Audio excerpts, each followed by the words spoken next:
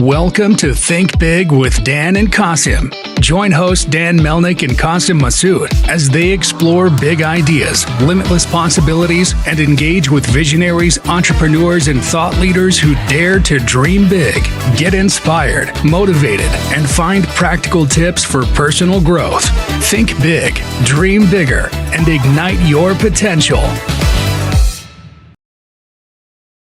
Alrighty, welcome back, everybody. We have Michael and Nikki on today. Guys, I really appreciate you being here. Can you guys let us know where you're calling in from, first of all, and what you both do for a living? We're outside Montgomery City, Missouri. We run a cattle ranch on about 640 acres in Shamrock, Missouri. That's awesome. So how'd you guys get started in the ranching business? I mean, it was just like a family for one of you that kind of took it over once you got of age, or was it something you started brand new? No, we're first generation. I had a trucking company for about 20 years. I sold it in 2018, and I moved to Missouri from Wisconsin down here for the grass before the price of land got so high that couldn't afford it. But we run about 225 pair of cows, young stock, 2 generations, usually 2 crops, and then we raise replacement heifers as well. Awesome. So are you guys selling all the way through, whether it's through wholesale or direct to consumer, or are you taking the cattle to auction? What's the kind of general revenue stream you guys are working with? We're just ramping up the direct to consumers. That's our main goal right now, is to sell everything off the farm to the plate. Yeah, that's amazing. And obviously, you know, this is a big trend I'm finding. I've actually had a few other ranchers that I don't think the podcast have posted yet, but I've had a few other ranchers doing kind of similar business models on the podcast recently. And so I suppose, you know, what do you kind of find out there in the market that really, you know, led you to, you know, wanting to start your own ranch? I mean, I know you kind of have that general background in the ag community, but what kind of wanted you to, you know, get involved with doing D2C sales rather than maybe a more traditional route of selling to grocers or wholesales or distributors or something like that? Well, the market right now is good, which everybody wants to be in the cattle business when it's good, but it's going to go down. It's just a matter of time. And to catch it up where it's at, we got in at the right time to get good genetics. We got easy, efficient growing genetics, so we don't need a lot of grains, or any if that matter. But it's just the fact that we can grow cattle on grass and they marble well. And like our carcass size. Yeah, the carcass size, we can do it on grass and do it efficiently. And we want to take that right to the plate because, you know, the middleman's the one initially making all the money. Yeah, absolutely. And are you looking to do, you know, work with any like food service, you know, type of like restaurants and things like that? Or are you really just doing like direct to families that way? We haven't got in. We've talked to a couple restaurants that were interested in it, but the price point to them, you know, they're still buying stuff from Cisco and food service type groups, and they're not after the value of knowing where it came from. So I'm sure there's restaurants out there. We just haven't found them yet. You know, we want to get to that point, but we need to, you know, knock on more doors.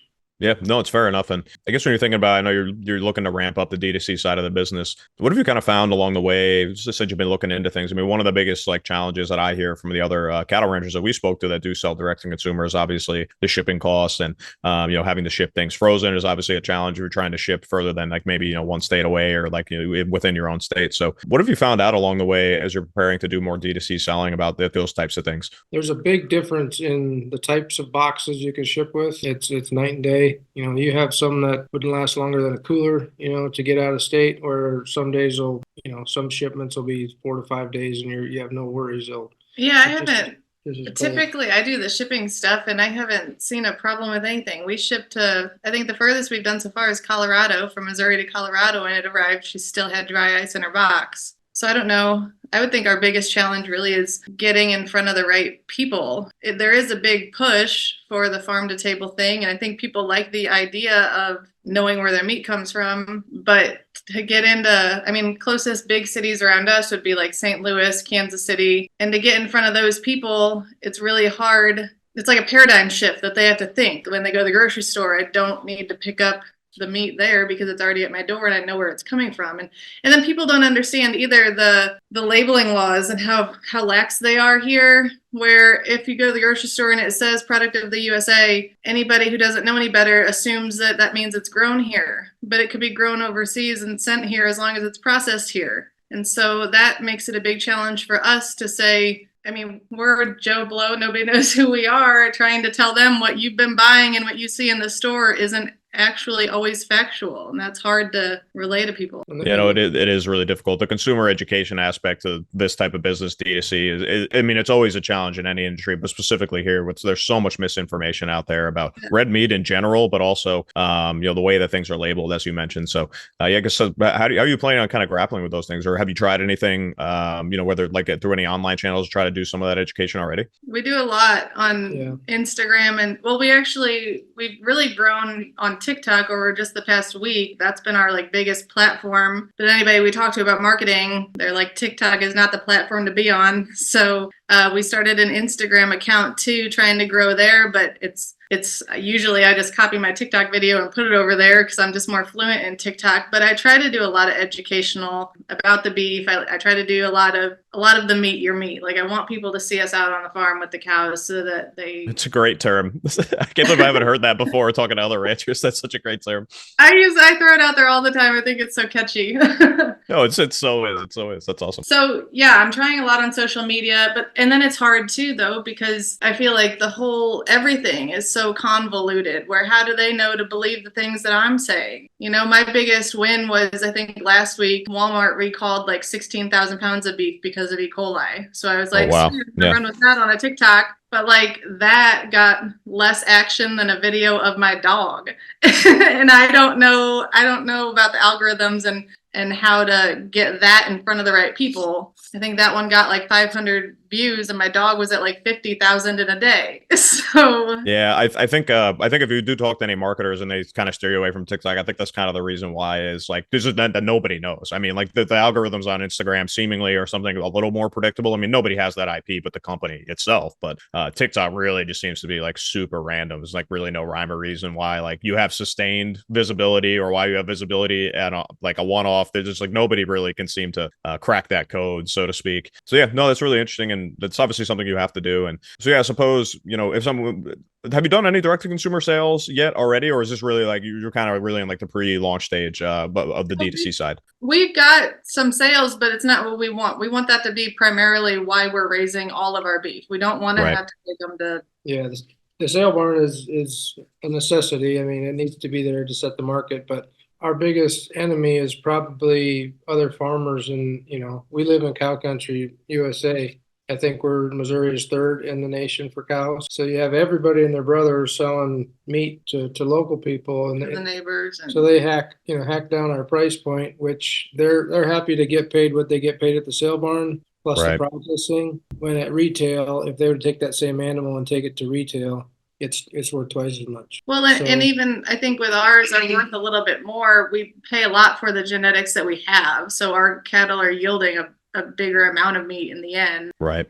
Off of less input. So it's something that we pay a higher price to have, and we've got a quality product here. We don't want to knock it for what the sale barn would knock it, which is also our issue with when we do have to take things to the sale barn. Our genetics aren't as appreciated there versus our calves will be too fat, where it looks like they've been backgrounded for 60 days when they're actually just been out on cover crops, and they just too fat calves don't break them. They want them the weight on them. So it's a catch-22, but it's good in some instances. In some states, they like fat calves, but not Missouri. No, we want to take them from, calf to the plate and do it sustainably, because there's not too many success stories about sustainable farms right now, and being able to just specifically work on the farm rather than, everybody I know has a job off the farm to, substitute their farming habit. Well, and that's been the trouble too.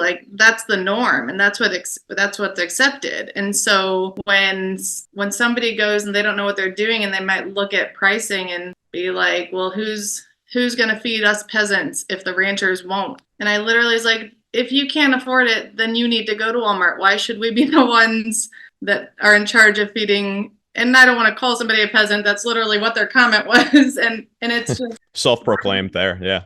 Yeah. I mean, we really honestly don't have time for an off the farm job right now. Right.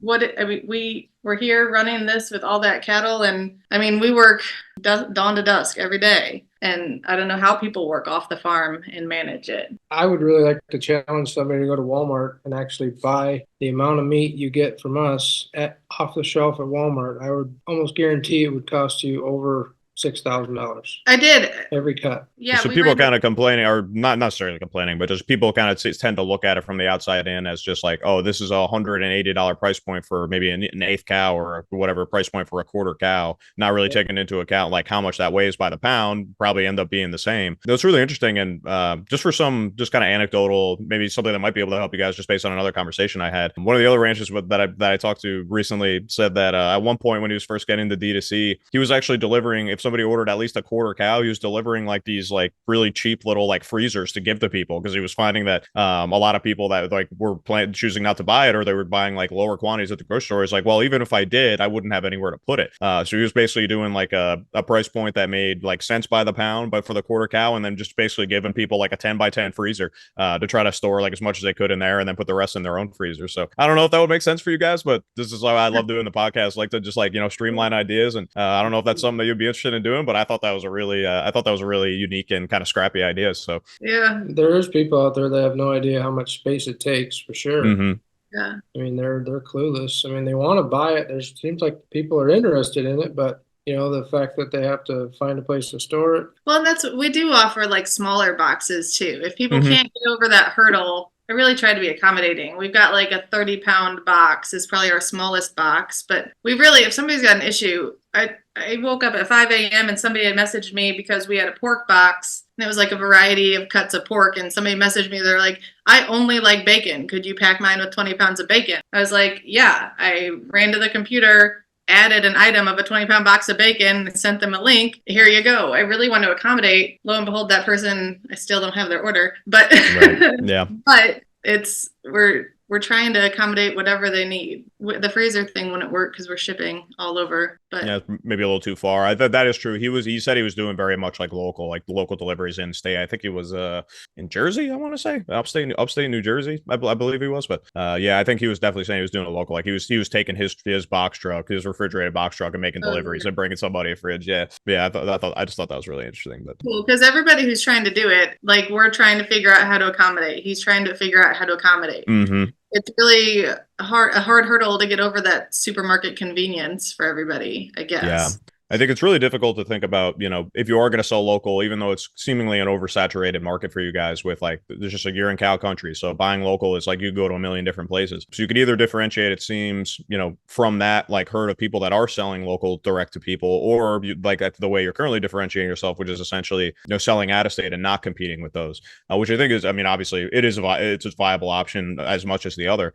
But that might be, a way to maybe get a little bit more of the market share of the local market to do maybe a little something like that. I mean, I don't know. You guys are the experts of this industry. I just know what other ranchers tell me whether it's been successful. But yeah, so I suppose, and Nikki, I wanted to ask you something that you touched on before. I know you mentioned that people were kind of commenting like the price point doesn't make sense, and maybe for some people, they just don't have the money to spend to have 30 pounds of beef, even if they have the room. And so I suppose like when you think about your D2C sales, who do you kind of see as your, I suppose, like ideal customer demographic or profile when you think about your D2C selling, or from what you can tell from the sales you've already made, what does that kind of look like? It seems we're thinking it's like families, big and small families, people who care about what they're feeding their families. I really think it's kind of like myself. Like I understand, I want to know where everything's coming from. I like to know what's in the food that I'm feeding my kids. That's one side of it. But a whole nother side, I've got family that's really involved in CrossFit, gym kind of stuff. And that's a whole nother side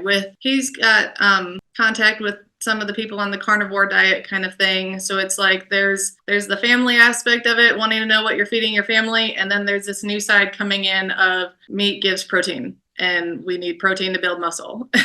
And so that kind of seems to be the biggest. It's basically, boils down to people with the money, but it has to fit their lifestyle. Well, and I don't know why it boils down to the people with the money. Because every time that we do comparisons, we're not far off from supermarket pricing. I actually went to the grocery store today and took pictures of some meat and put a video on TikTok because they were like $1 to $4 higher than what we're pricing things. But in the sense, people have to wrap their head around, they can't go to us and just order one steak. Right. Yeah. I guess that's right. The grocery store might spend $20 on beef and move on with life, but but we do offer, this is different. We do the afterpay option with all of our beef. Oh, that's nice. Yeah.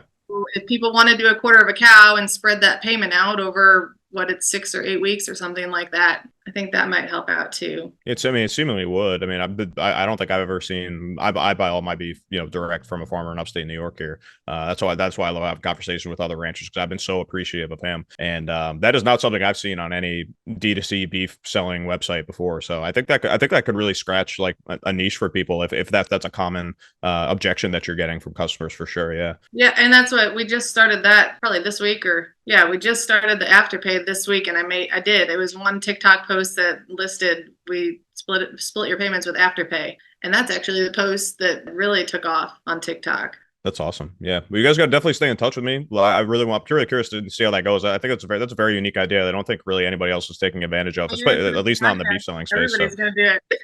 Yeah. Your video goes too far. Everybody else gets their idea. Yeah. No, but I think that's a really scrappy idea. And I think, as a D2C market for, beef sellers becomes larger and larger, I think that these are the kind of steps people have to take. People have to get creative on how to do it as it becomes more competitive, especially where you guys are, was one of the probably most competitive, at least local spaces it seems out there. So yeah, and I guess at the end of the day, we want to see people buying from a rancher, even if it's not us. Of course, right. We prefer it to be us, but we really want to see other farms successful. I couldn't give you the statistics because I don't know that kind of thing, but I know that the numbers of farms sustaining nowadays is not looking good. And so we want to be a success story, and the more success stories that we can find for ranchers, the better. Yeah, I think it's seemingly going down the right path. I think the direct-to-consumer beef selling is going to be, I think the biggest trend going forward as people continue to learn on their own and from, beef sellers direct that are doing that consumer education like you guys do as well. I think people are starting to wise up to, the things they find in the grocery store, and like, why is this ground beef neon red like a traffic cone? I don't know. But people are starting to know. They're watching documentaries. There's like, big conversations going online on like really big podcasts. It's something that's always talked about. So yeah, I really appreciate what you guys are doing. I know it's quite laborious. It's a difficult business, but I'm happy you guys are doing it. It's something that people sorely need. And even though you're in kind of a saturated local market, I think the fact that you're shipping across the country, people are really in need of that stuff where they are. And that's probably why you're finding that business maybe outside of the state. So I just want to thank you guys again for coming on and sharing your story, and talking through some of the things you're grappling with here in 2024. I really appreciate it. And for anybody listening, if anyone might be interested in potential business partnership with you guys, or just want to maybe try out the product, what's the best way to stay in touch with you all? Our website's diamondhranch.co. My email's on there. I do all the techie stuff, and I'm probably a primary contact because he's usually out. So if people get on there, they can get in touch with us pretty easy. Or like I said, we're always on TikTok and Instagram. Same. TikTok's diamondh_forever_t_ranch, and Instagram is _diamond_h_ranch. So awesome. That's the best.